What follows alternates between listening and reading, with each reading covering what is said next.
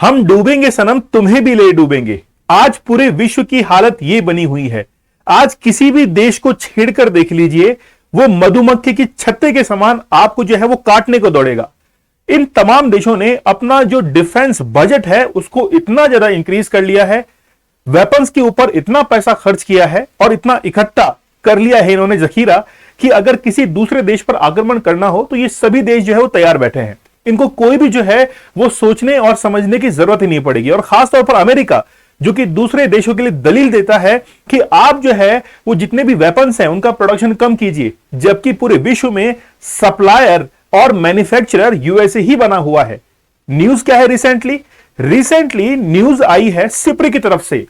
SIPRI की एक report के अंदर यह बताया गया है कि पूरे विश्व ने रिकॉर्ड तोड़ जो है वो एक्सपेंडिचर किया है डिफेंस के ऊपर। आप लोग देख सकते हैं कि 183 लाख करोड़ रुपए जो है वो डिफेंस वेपन्स के ऊपर एक्सपेंड किए गए हैं, वहां पर पैसा खर्च किया गया है। और खास तौर पर जब से रशिया और यूक्रेन का वॉर हुआ है तो ना केवल इन दो कंट्रीज ने बल्कि इनके आसपास के जो कंट्रीज हैं उन्होंने भी अपना बजट जो है वो बढ़ा दिया है। चाइना और क्या इंडिया की बात करेंगे? बिल्कुल करेंगे। चाइना क्या ताइवान की बात करेंगे? बिल्कुल करेंगे। और यूरोपियन जितनी भी कंट्रीज हैं सभी देशों की हम लोग बात करने वाले हैं कि वाकई में उन्होंने अपना रक्षा बजट जो है डिफेंस एक्सपेंडिचर वो कितना बढ़ा लिया है। चलिए सबसे पहले न्यूज आप लोगों के लिए। न्यूज क्या है कि रिसेंटली एक रिपोर्ट जो है जिसको हम लोग कहते हैं एनुअल रिपोर्ट, वो रिपोर्ट रिलीज की गई है सिप्री के द्वारा। सिप्री बेसिकली एक संस्था है जो कि डिफेंस के अंदर या फिर सिक्योरिटी जितने भी एनालिसिस जो होते हैं, डेटास जो होते हैं, उनके लिए एक रिपोर्ट जारी करती है। उसी ने ही एक रिपोर्ट जारी की और यह कहा कि पूरे विश्व ने 2022.2 ट्रिलियन जो है वो स्पेंड किया है, ठीक है, जिसको हम लोग कहेंगे लगभग 24 लाख करोड़ रुपए वो डिफेंस के ऊपर खर्च किया है, जबकि वेपन्स के ऊपर 183 लाख करोड़ जो है वो खर्च किया है। और इतनी मिलिट्री जो है वो उन्होंने एक्सपांड कर दी है। ये सबसे हाईएस्ट स्टेप तक का।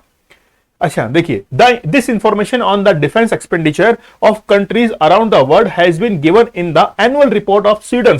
यानी कि ये जो संस्था है सिप्री, वो बेसिकली इसके हेडक्वार्टर स्वीडन के अंदर है, ठीक है। तो आप लोग देख सकते हैं कि बहुत ज्यादा जो एक्सपेंडिचर है वो बढ़ा दिया गया है, खासतौर पर रशिया और यूक्रेन की वॉर के चलते।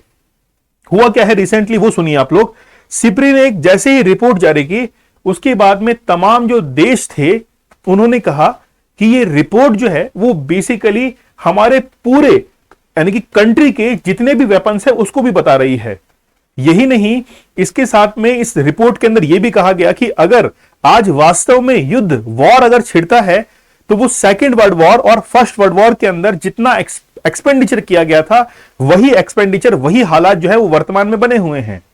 यहां पर आप लोग देख सकते हैं कि इस रिपोर्ट के अंदर बताया गया है कि रशिया और यूक्रेन के बीच में जो वॉर हुआ है उसके कारण ये इंक्रीज जो है वो देखा जा रहा है। It has been reported in the report that due to the war in the country in the continent of Europe alone defence expenditure has increase by 13% of a year. अकेले यूरोप ने 13% जो है वो डिफेंस के ऊपर expenditure करना शुरू किया है। यूरोप को कौन सा खतरा है? मैं आप लोगों को सेकेंड वर्ल्ड वॉर जो है उसकी याद दिलाता हूं। जर्मनी ने जब एक्सपांड करना शुरू किया था तो सबसे ज्यादा जो हालत खराब हुई थी वो ब्रिटेन की हुई थी। ब्रिटेन ने ये अनाउंस कर दिया था कि जर्मनी ऐसा कुछ भी नहीं करेगा, लेकिन धीरे धीरे जर्मनी ने जैसे ही फिनलैंड पर अपना कब्जा जो है वो कर लिया था, वो यूएसएसआर की तरफ बढ़ रहा था, तो फिर ब्रिटेन जो था वो काफी सख्ते में आ गया था। और खासतौर पर ब्रिटेन ने जो है वो फ्रांस को भी कैप्चर कर लिया था और फ्रांस से लोग जो थे वो ब्रिटेन की तरफ भागना शुरू कर चुके थे। खैर बाद में यूएसए की एंट्री होती थी लास्ट के अंदर जाके, वैसे वो पार्टिसिपेंट था नहीं, लेकिन उस समय जो हालात थे वो लगभग आज के हालात की बराबरी हैं। जैसे कि 24 फरवरी 2022 को जैसे युद्ध शुरू हुआ है यूक्रेन और यूएसएसआर के बीच में या फिर रशिया के बीच में, तो हम लोग ये कह सकते हैं कि ये जो युद्ध है वो धीरे धीरे एक इंटरनेशनल लेवल पर वर्ल्ड वॉर की तरफ जो है वो छिड़ सकता है। ठीक है, चलिए हम लोग अगर सिप्री की साइट पे जाएंगे तो वो सिप्री की साइट कुछ आप लोगों को इस प्रकार से दिखाई देती है। उस पर ये रिपोर्ट जो है वो रिसेंटली क्या की गई है, रिलीज की गई है, और खास तौर पर यूरोपियन जो कंट्रीज हैं उनको टारगेट किया है कि उन्होंने अपने डिफेंस को जो है डिफेंस एक्सपेंडिचर को वो काफी बढ़ा दिया है। सिप्री की अगर बात करें तो 1966 के अंदर जो है इसको एस्टेब्लिश किया गया था। ये बेसिकली प्रोवाइड करती है undertake research and activities on security, conflict and peace. जिसे मान लीजिए कि किसी भी देश ने अगर अपनी डिफेंस को बढ़ा दिया है तो वो बढ़ाया किस कारण से है, पूरे विश्व के अंदर कितने हथियार हैं, क्या एक देश का मुकाबला दूसरे देश से होता है तो दोनों देशों के पास में क्या जखीरा है, वेपन्स कितने हैं, एक कंपैरेटिव स्टडी जो है एनालिस्ट वो भी सिप्री करती है, और रिसेंटली यही रिपोर्ट जो है वो सिप्री के द्वारा जारी की गई है। ठीक है, अच्छा अगर हम लोग खर्च की बात करें तो अमेरिका जो है वो नंबर 1 पे है। अमेरिका ने लगभग 71 लाख करोड़ रुपए जो है वो डिफेंस के ऊपर खर्च किए हैं, और लगभग पिछले 2 या 3 सालों के अंदर इन्होंने 0.7% जो है वो बढ़ोतरी कर ली है। चाइना जो है वो 23 लाख करोड़ के साथ में दूसरे नंबर पर है, 4.2% बढ़ोतरी की है। यहां पर रशिया देखेंगे 7 लाख करोड़ है, इसने भी 9.2% बढ़ोतरी की है, और खासतौर पर यूक्रेन वॉर चल रहा है इसके कारण और भी इन्होंने जो है बढ़ाया है। भारत जो है वो 6 लाख करोड़ है। अगर आप लोग भारत और चाइना को देखोगे तो यहां पर 4 गुना जो है वो ज्यादा आपको मिलेगा। लेकिन डरने की जरूरत नहीं है, ये जो चाइना है ये बेसिकली ताइवान के ऊपर अटैक करने के लिए, और ऐसा बताया भी गया है कि 2027 तक जो है वो ताइवान के ऊपर अटैक कर देगा चाइना। भारत से 4 गुना जो है एक्सपेंडिचर है, लेकिन भारत के पास में जो वेपन्स है वो वाकई में नए टेक्नोलॉजी से लैस है। जैसे S-400 जो है वो हमने खरीदा है रशिया से, चाइना के पास में भी है, लेकिन हम लोग कहीं ना कहीं उससे कंपीट तो करते हैं, बराबर तो है ही। ठीक है, अच्छा जापान का देख लीजिए 3 लाख करोड़ है, और 5.9% जो है इसने भी बढ़ोतरी की है। मतलब ये तमाम देश धीरे धीरे बढ़ोतरी कर रहे हैं। यहां पर आप लोग देखिए ये 2016 की रिपोर्ट है। 2016 में आप लोग देखेंगे कि यूएसए जो है वो $611 बिलियन के साथ में नंबर 1 पर था।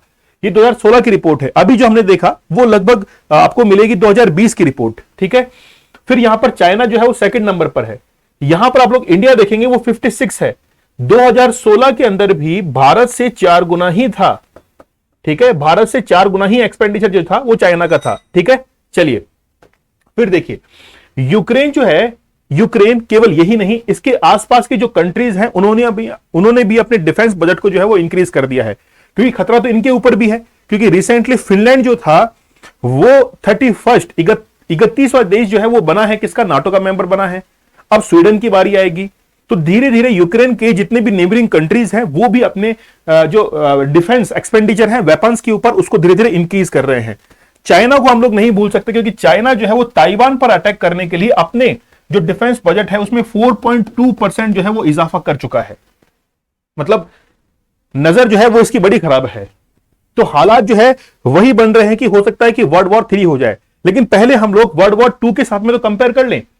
हम लोग यहां पर 2 वर्ड देख रहे हैं, एक तो एलीज है और एक है एक्सिस। एक्सिस वो देश हैं जो कि जापान के, इसके जर्मनी के साथ में थे, जैसे इटली, मुसोलिन जो था वो जर्मनी के हिटलर के साथ में तैयार भी हो गया था बाद में जाकर। ठीक है, इसके साथ में हाथ मिला लिया। जापान जो था वो भी एक्सिस के अंदर था। फिर आप लोग यहां पर देखिए एलाइज कौन कौन से हैं। अब एलाइज के अंदर सबसे बड़ा देश जो है वो यूएसए है, फिर यूएसएसआर, फिर है यूके। अब आप लोग देख सकते हैं कि इन्होंने जो है वो लगभग पूरे विश्व का 52% जो है वो वेपन्स के ऊपर जो है इन्होंने पैसा खर्च करना शुरू कर दिया था। तो वही हालात जो है वो भी आज वर्तमान में बनने वाले हैं कि हो सकता है कि ये धीरे धीरे सिनेरियो जो है वो वर्ल्ड वॉर 3 की तरफ बढ़ जाए, या हो सकता है कि धीरे धीरे शांत हो जाए, यूक्रेन जो है उस पर बहुत एग्रेसिवली रशिया जो है वो अटैक करना शुरू कर दे, कुछ भी हो सकता है। ठीक है, क्योंकि जैसे एक देश के, मतलब देखिए चाइना जो है वो ताइवान के पीछे पड़ा हुआ है, रशिया जो है यूक्रेन के पीछे पड़ा हुआ है, रिसेंटली ईरान और जो है इजराइल के अंदर काफी कॉन्फ्लिक्ट हो रहे हैं। तो बहुत ज्यादा जो है इंबैलेंस वाली कंडीशन जो है वो बनी हुई है। सिद्धार्थ सर ने आप लोगों के लिए एक लेक्चर जो है यानी कि हिस्ट्री के लिए कोर्स बनाया है, एनसीईआरटी आप लोग कोड यूज करेंगे 25% डिस्काउंट आप लोग को मिलेगा। और आप लोग को ये लेक्चर कैसा लगा मुझे आप लोग कमेंट सेक्शन में जरूर बताइएगा। आपका एक बेहतरीन कमेंट जो है वो मेरा हौसला अफजा जो है वो कर देता है।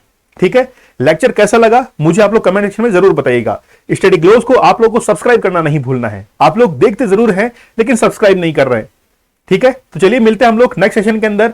तब के लिए धन्यवाद, थैंक यू, जय हिंद।